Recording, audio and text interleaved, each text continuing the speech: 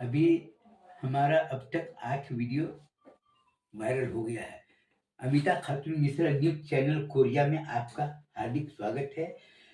हम मुस्लिम समाज को हार्दिक दिल से उसका इस्तकबाल करते हैं और इस बात की बहुत खुशी हुआ कि हमारा वीडियो कई लोगों ने देखा और हमसे बहुत से लोगों ने सवाल किए, हमने भी जवाब दिया। अभी-अभी हमसे कुछ लोगों ने बोला है कि ये तस्दीकनामा मालेगाँव है, औरंगाबाद है, पूना है, उस्मानाबाद है, बीड है, सोलापुर है।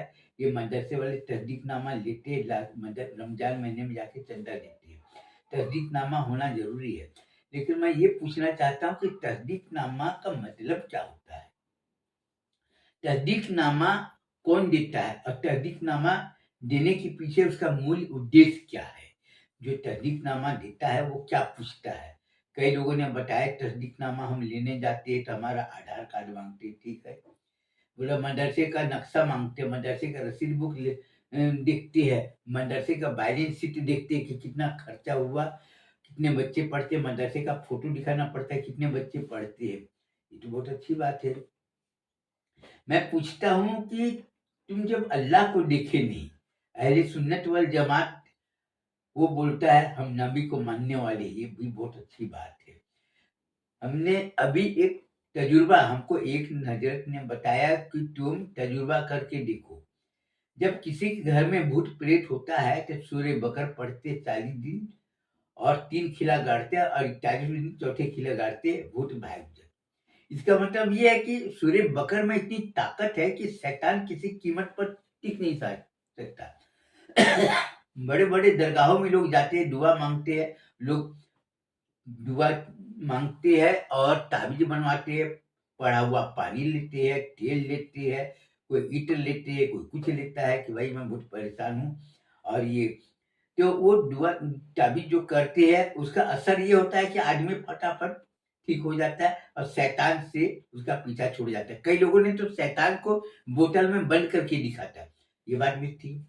तो जब कुरान शरीफ में ऐसा है तो मुसलमान जब बोलता है ला इलाहा इल्लल्लाह मोहम्मद रसूलुल्लाह में अल्लाह की नबी है हमारे हजरत देखो मैं पहले बता दिया हमारा पुराना नाम है पंडित अजय नारायण मिश्रा। मैं दीनी तालीम के बारे में जीरो हूँ जो लोगों के मुंह से सुनता हूँ और उसके बारे में मैं छानबीन करता हूँ और जो आपको सत्यता मालूम होता है उसी के ऊपर में हम बोलते हैं। सही क्या है गलत क्या है हमारा काम है आपको बताना और आपका काम हमारी बात को सुनने के बाद में सत्य क्या है हकीकत क्या है और उसका पता लगाना आपका काम हमारा काम नहीं। जिस तरह से हम कोयला खदान में काम करते थे ना तो पीछे में बैटरी रहती रही और सामने में टोपी के ऊपर में कैप लैंप रहता रहा जिससे दिखाई दे और दोनों हाथ फिर रहता रहा जिससे कि हम काम कर सके। अब बहुत से लोग काम करने के लिए जाते तो कोयला खदान में जब लाइट अगर ऑफ हो जाता रहा तो किसी की हिम्मत नहीं कि वो 5 कदम तो छोड़ो 3 फीट तक वो जा सके, इतना अंधेरा होता रहा और जब बत्ती जलता रहा तभी कोई आदमी इधर से उधर जा सकता था।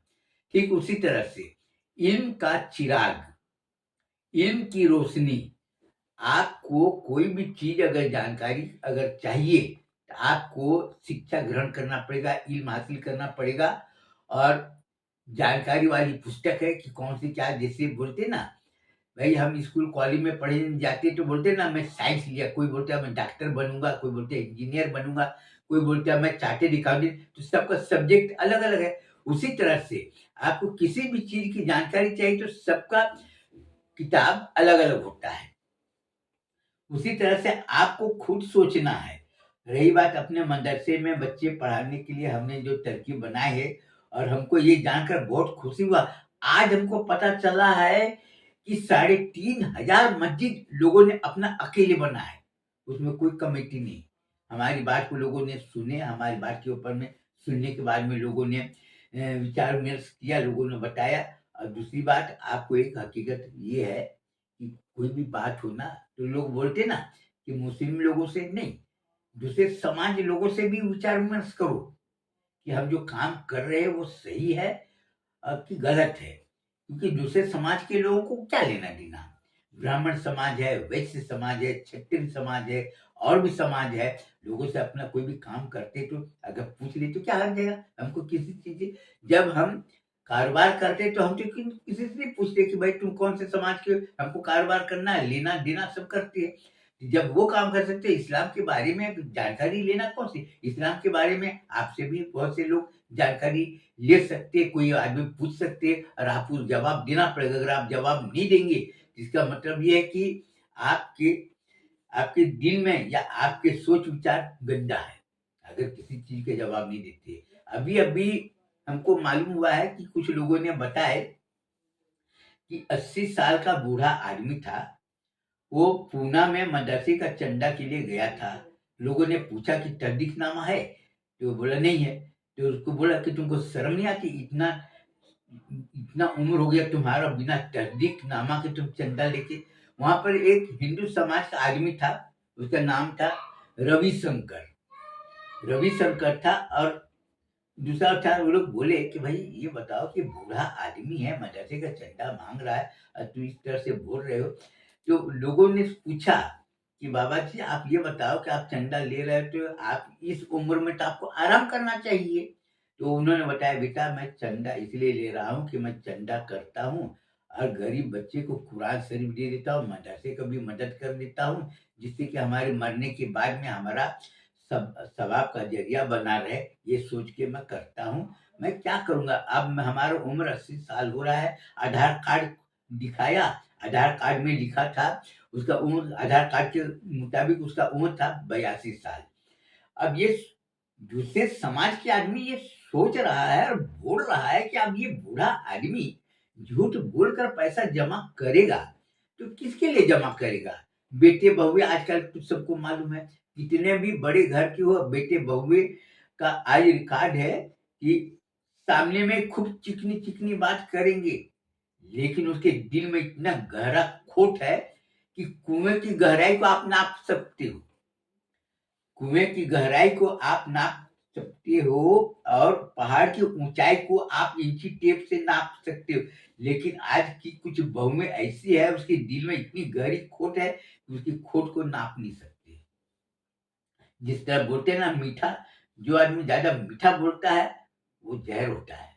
और जो आदमी कड़वा बोलता है वो स्वास्थ्य के लिए लाभदायक होता है। लोग बोलते हैं नीम का पत्ती कड़वा फूल सबसे ऊँचा हमारा रसूल। कई लोगों ने नारा देते कि रसूल की बात सुनने में बुरी ज़रूर लगती है, लेकिन उसमें हमारा क्या सभी समाज के लोगों का कल्याण होता है।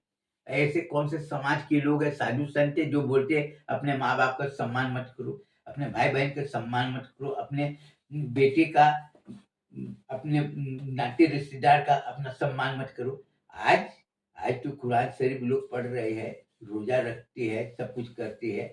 अभी मैं बोल रहा था कि ईमान की बात कर रहे थे, तो लोगों से पूछा भी, भाई अब ये पैसा जमा करके 80 साल का बूढ़ा आदमी क्या करेगा आपको ये बताओ मेरे को? तो वो जवाब नहीं दे रहा है, बोल रहा है कि तहदीकनामा लेना ज़रूरी, तहदीकनामा लेके आप तहदीकनामा क्या होता है वो उसका सत्यता। अब बूढ़े आदमी का क्या सत्यता, क्या उसका तहकीकात क्या छानबीन करेगा बूढ़े आदमी का ये बताओ। अब ये दूसरे समाज के लोग तो बोल रहे हैं, अब मज़ाक उड़ा रहे हैं कि मुस्लिम समाज के लोग अब खुद इस बात का सत्यता का प्रमाण पत्र देते हैं कि मैं जिसको तहदीकनामा दूँगा वो आदमी ईमानदार है, वफ़ादार है और सही काम करता और जिसके पास में नहीं है वो चोर है। यानी आज मुस्लिम समाज के बड़े-बड़े जो डाकू है, जो मौलाना के रूप में है, मौलाना के रूप में डाकू लोग बड़े-बड़े बातें करेंगे, लेकिन जब सच की बात पूछने की बात आएगी तो मुँह मोड़े लेंगे। बल्कि मैं नहीं जानता हूँ, आलिम साहब से पूछो, मुफ्ती साहब से पूछो। मुफ्ती साहब क्या पूछे? मुफ्ती साहब से पूछने जाओ, बोलते हैं कि बाद में आना, नहीं तो लिख कर देना। वो सही जवाब नहीं दे रहा है।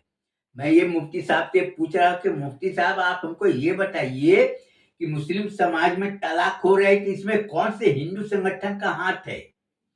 मुस्लिम समाज ने दूसरे लोगों का प्रॉपर्टी को हड़प कर लिया, इसमें कौन से हिंदू संगठन का हाथ है? ये तो बताइए। दूसरे लोगों का प्रॉपर्टी को हड़प कर लिया, झूठ बेईमानी जगह पर धोखा और बात-बात पर लड़ाई, इसमें कौन से लोगों ने तुम्हारा हाथ दिया, किन लोगों ने बताया? तो सच्ची बात नहीं बता रहा है। बस हमेशा बोलता कि ये सब अल्लाह की तरफ की बात है, शैतानियत है, शैतान बका। अरे शैतान काय को बहकाएगा? सीधा जवाब वो न देकर बात को एकदम घुमा दे रहा है कि दूसरे समाज के लोगों को इस्लाम धर्म के बारे में क्या मालूम। अरे तो तेरे को क्या मालूम है? दूसरे समाज को मालूम नहीं है तो तेरे को क्या मालूम? आज तो अनपढ़ लोग भी बात को सुनते समझते पढ़े लिखे नहीं है, लेकिन फिर भी आज वो हर बात को समझ रहे।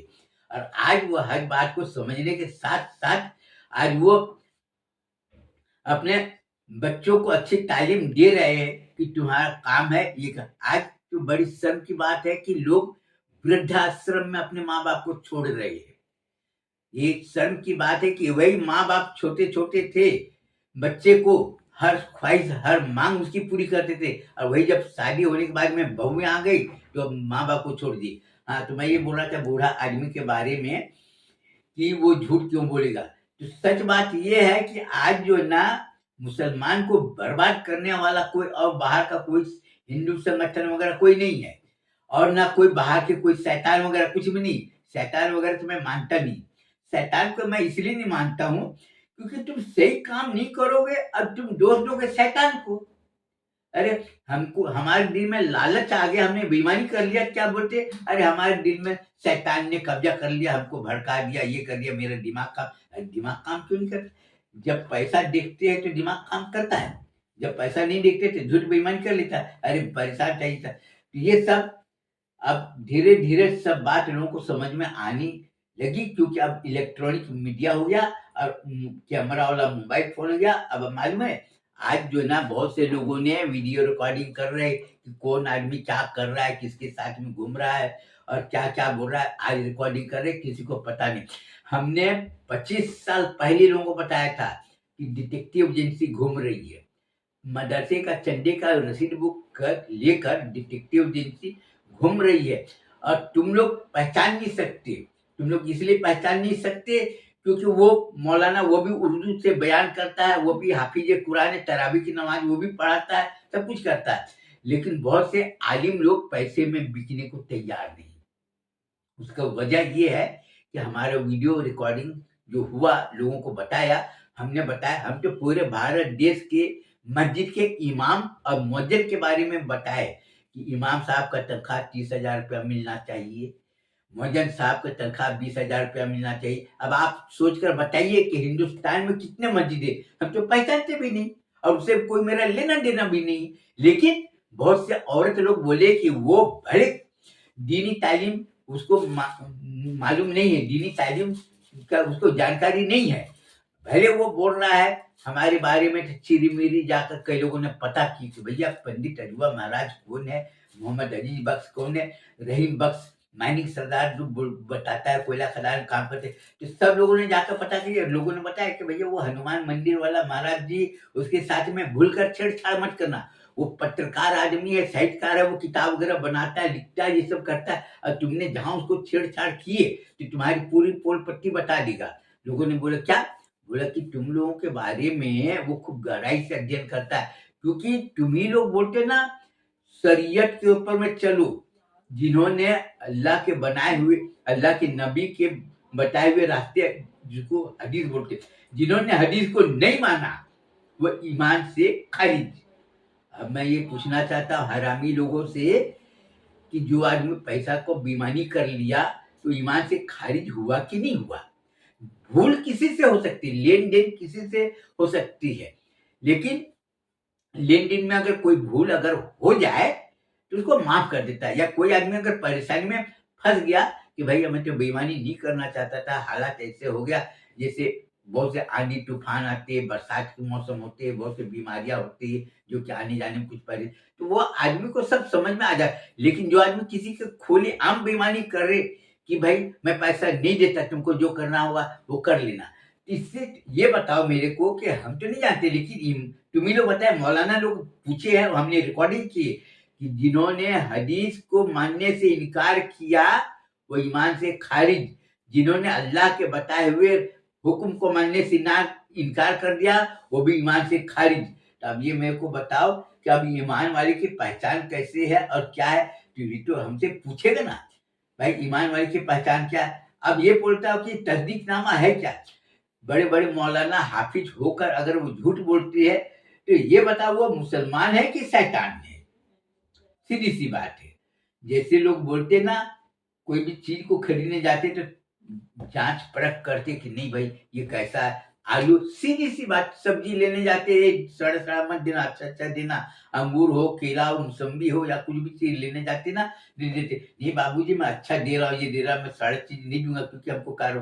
ठीक उसी तरह से अगर आप ईमान वाले हो तो आपको खुद सोचना है। आपको सोचना क्या, आप सही बात बोलोगे और कोई आदमी मजबूर है, अगर आप उसकी मदद करोगे, यही तुम्हारी ईमान की पहचान है, निशानी है। मैं ये नहीं बोलता हूँ कि मेरे को चंदा दो, हमको चंदा से कोई लेना देना नहीं। अभी मुस्लिम औरत लोगों ने खुलेआम बोल दिया कि छत्तीसगढ़ वाला मौलाना हजरत आमीना इस्लामिया मदरसे के नाम पर बॉन्ड बॉन्ड छापा, 1,000 रुपया, 5,000 रुपया, 10,000 रुपया। वो कभी डायरी बेचता है, कभी थैला बेचता है, कभी लुंगी बेचता है, कभी कभी चादर बेचता है, कभी कंबल बेचता है।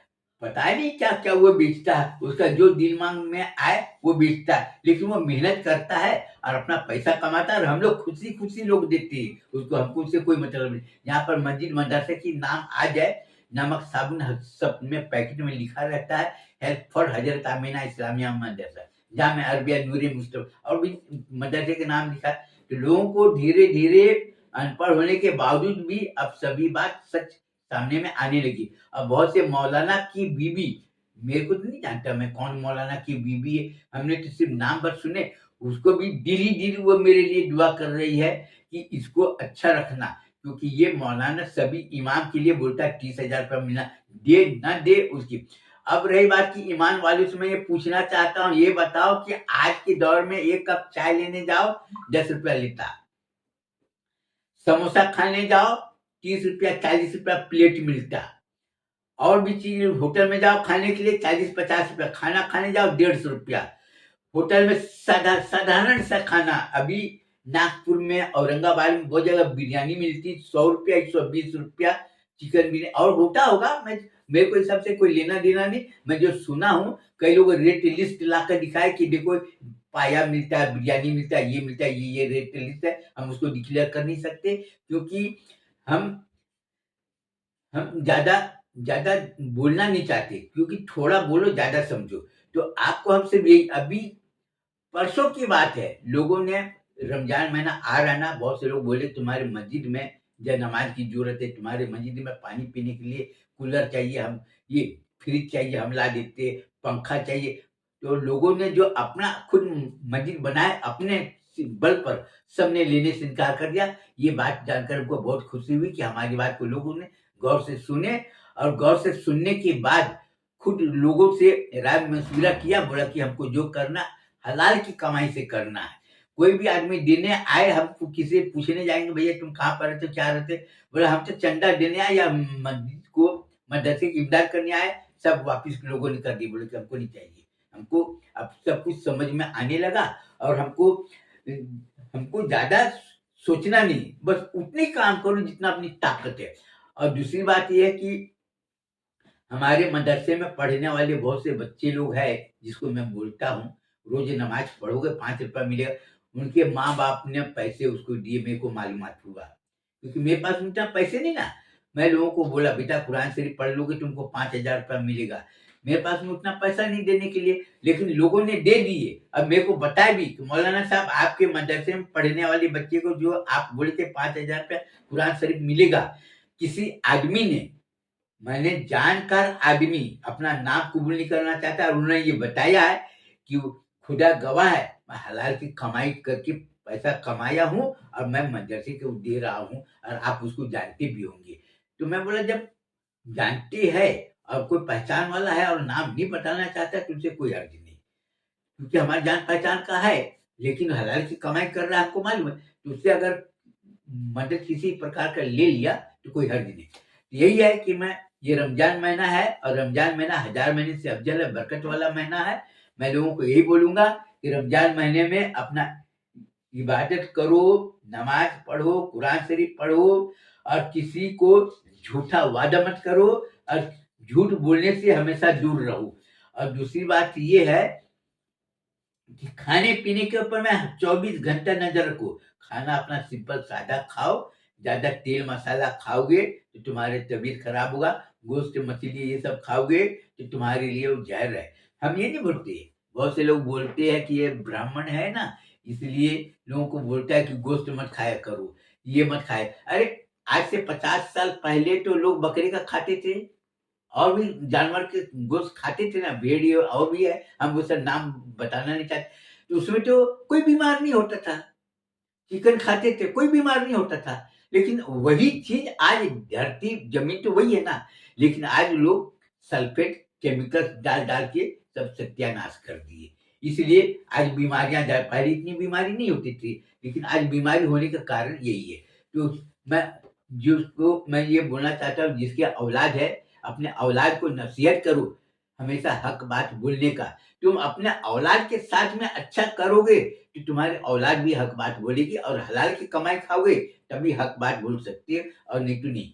कि मैं ये बोलना चाहता हूँ कि हमारी बात को लोग, जिन लोगों को मेरी बात अगर अच्छी लगती हो तो सब्सक्राइब करो, लाइक करो, कमेंट करो, जिससे कि मैं और अच्छा वीडियो में बना सकूं। इसके साथ ही मैं अपना बयान में खत्म करना चाहता हूं, फिर अगली बार मैं और दूंगा। जिससे कि अभी मेरे पास में जानकारी के लिए तो बहुत सारी चीज है, लेकिन मैं इसलिए नहीं बता सकता क्योंकि 24 घंटा में हमको सब काम करना पड़ता है, हमको सोचना पड़ता है। और ये सब रमजान महीने की भी तैयारी, क्योंकि हम भी लुंगी बेचते, तौलिया बेचते, बनियान बेचते, तो हमको भी ये सब करना है। इसके बाद मैं अस्सलाम वालेकुम अपना बयान खत्म करता हूँ।